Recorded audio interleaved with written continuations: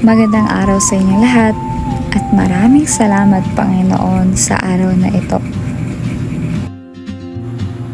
Wala to sa plano at biglaang lakad lang.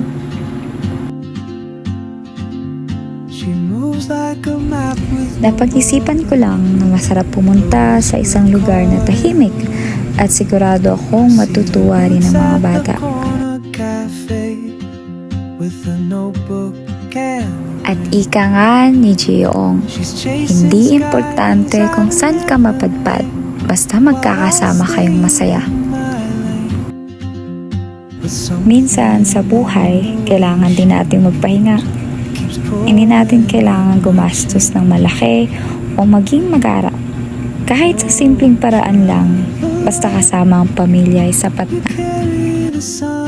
At minsan, sa mga simpleng sandaling ito, mas marami pa tayong natututunan at nare-realize tungkol sa buhay. Sa araw na ito, napaisip ako, ang tanda ko na pala. Tumatanda na pala ako. Sa sobrang abala ko sa pagtupad ng mga pangarap ko sa buhay, tila nakalimutan kong hindi lang pala ako ang tumatanda, pati rin sila. Kaya sinusulit ko ang mga ganitong araw namin. Mga simpleng lakad, simpleng saya, pero dito ko sila mas nakikitang tunay na masaya. Dito ko sila nakikitang maging bata. Dahil ang tunay na yaman ay hindi nasusukat sa pera, kundi sa oras at mga alaalang nabubuo kasama ang pamilya.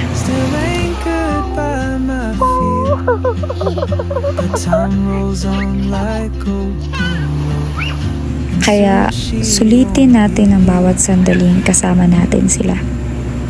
Dahil minsan lang sila maging bata.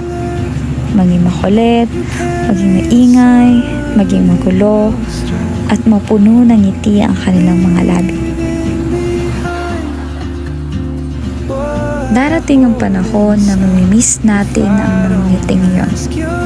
Ang mga tawang iyon, ang mga kalokohan at ingay na minsan ay inaayawan natin.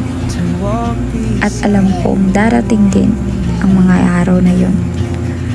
At sa totoo lang, hindi pa ako handa. Kaya sa ngayon, susulitin ko muna ang mga araw na ganito.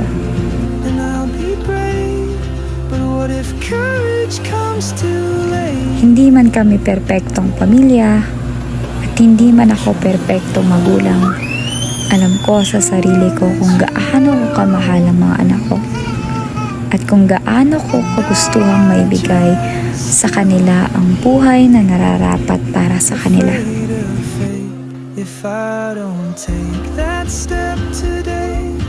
For now, we will be contented with what we have while continuously striving to become better.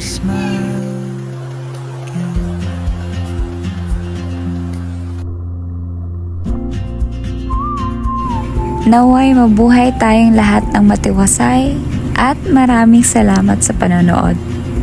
Paalam!